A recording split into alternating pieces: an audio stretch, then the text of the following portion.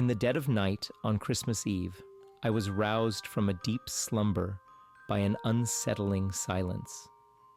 The only sound was the distant tolling of a church bell, its echo reverberating through the frosty air. Outside, a pristine blanket of snow stretched out under the ghostly moonlight, shimmering like a field of diamonds. Across the street, the festive lights of a neighbor's house twinkled ominously, casting long, eerie shadows. A jarring crash from the living room suddenly splintered the tranquil silence. The sound ricocheted off the walls, followed by the haunting groan of the aged wooden floor under the weight of unseen feet. An icy dread washed over me, each pulse of my heart echoing in my ears like a war drum. My mind was a whirlwind of panic. Had I not meticulously checked and secured all the doors before going to sleep? Gathering every shred of courage, I slipped into my robe, the soft fabric whispering against my skin, a stark contrast to the terror gnawing at my insides. I tread lightly towards the bedroom door, each step a silent prayer against the unknown. Through a narrow crack, the warm, festive glow of our Christmas tree spilled into the cold hallway. It was a beacon of holiday cheer, its light painting an otherworldly tableau on the canvas of our living room. The tree stood tall in the darkness of the night, its bright colors throwing odd, flickering shadows that danced and changed shape on the walls. Each shiny ornament mirrored the light in a ghostly dance that was both comforting and eerie. I heard a soft rustle, a creepy sound that made me nervous. A big, scary shadow appeared next to the tree, twisting and turning on the wall, as if it was a creature that came out only at night. I held back a gasp, catching my breath in fear as I pulled back into the safer space of my room. From behind the nightstand, my trembling hands found the reassuring solidity of the baseball bat I kept hidden. Adrenaline coursed through my veins, fueling my resolve as I ventured out of my sanctuary, bat raised and ready to strike. Each step down the hallway echoed with foreboding, the soft glow of the Christmas tree growing brighter, casting long, monstrous shadows that seemed to reach out for me. The shadow by the tree seemed to pulse and grow with each heartbeat, a terrifying reminder of the intruder in our home on this sacred night. The scent of pine and cinnamon, once comforting reminders of the holiday season, now hung heavy in the air, a cruel mockery of the terror that gripped me. This was Christmas Eve, a time for joy and celebration, but the festive cheer had been replaced by a chilling dread. As I took another step, the floorboards beneath me creaked ominously, a dreadful reminder of the horror that awaited me in the living room. As I rounded the corner into the living room, my heart pounding like a drum in my ears, I could finally discern the figure. It was hunched under the tree, its form obscured by the shadows, seemingly rummaging amongst the brightly wrapped presents. I steeled myself, my grip tightening on the bat, ready to confront the intruder who dared to violate our sanctuary on this sacred night. But as I stepped fully into the room, bat poised to swing, an icy wave of shock washed over me, freezing me in my tracks. The intruder was not the menacing shadow that had loomed so ominously just moments ago. His boots were black as coal, their shiny gold buckles glinting in the festive glow of the Christmas tree. They looked oversized, almost comically so, yet seemed to fit him perfectly. His red stocking cap, trimmed with the whitest fur, sat jauntily atop a head of snowy white hair. It was as if a splash of color had been added to the monochrome palette of the night. Instead of pilfering my belongings, he was pulling brightly wrapped gifts from a seemingly bottomless sack. Each package was wrapped meticulously, tied with ribbons that sparkled under the tree lights. He placed them under the tree with a gentleness that was almost reverential. The rustling sound I had heard earlier was not the sound of theft, but of generosity. The scent of pine was suddenly stronger, mingling with a new aroma, a hint of peppermint, and the comforting smell of freshly baked cookies. It was a scent that transported me back to my childhood Christmases, filling the room with a warmth that pushed away the chill of fear that had gripped me. The sight was uncanny, surreal even. My mind struggled to process what my eyes were seeing. The fear that had fueled my adrenaline was replaced by a sense of awe and disbelief. My heart pounded in my chest, not with terror, but with the shock of the unexpected. There he was, Santa Claus himself, larger than life, in my living room on Christmas Eve. As I stood frozen in the living room, my mind was a whirlpool of confusion and fear. I had triple-checked each lock before heading to bed, except for the chimney. Was Santa Claus actually real?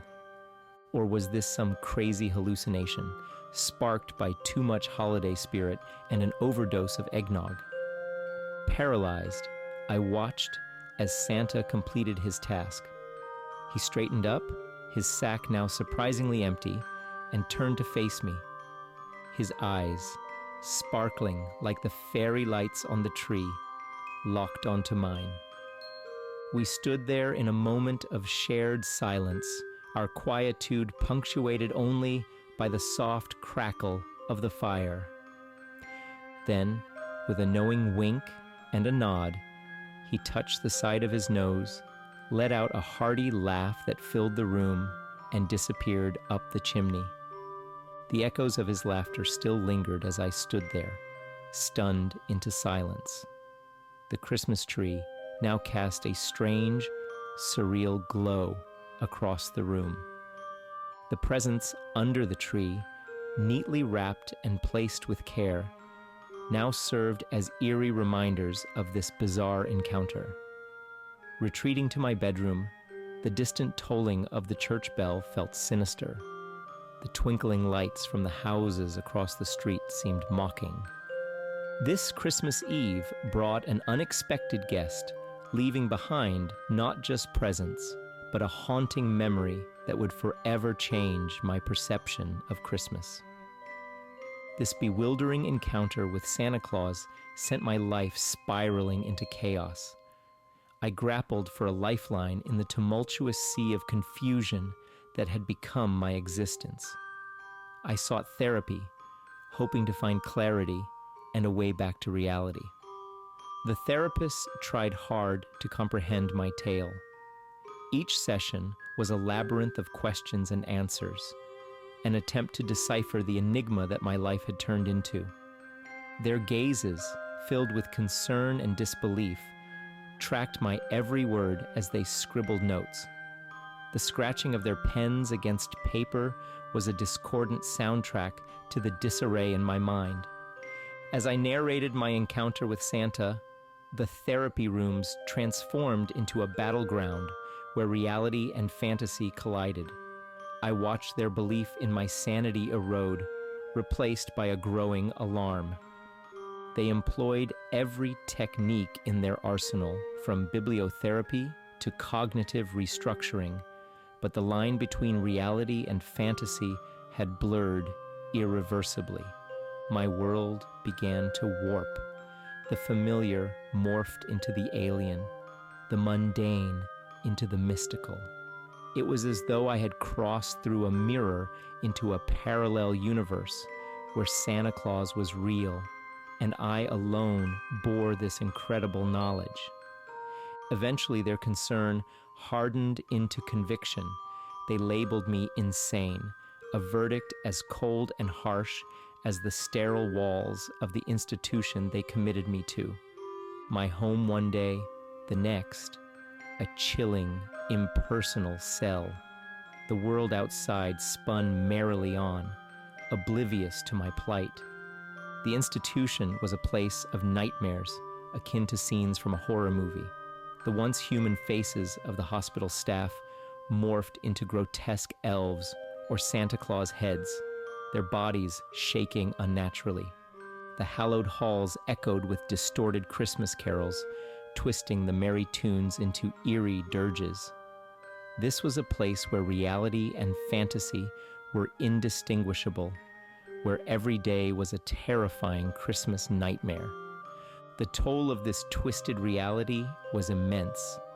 My mental state deteriorated drastically, and I was moved from the regular wards to solitary confinement.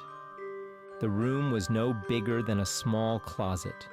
The walls painted a sickly, peeling shade of yellow that seemed to absorb every sliver of light.